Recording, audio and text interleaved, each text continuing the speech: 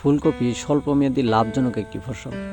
ফুলকপির ভালো ফলন পেতে হলে অবশ্যই জমি ভালোভাবে চাষ দিয়ে একদম ঝুরঝুরি করে নিতে হবে এবং চাষের সময় পর্যাপ্ত পরিমাণ জৈব সার প্রয়োগ করতে হবে।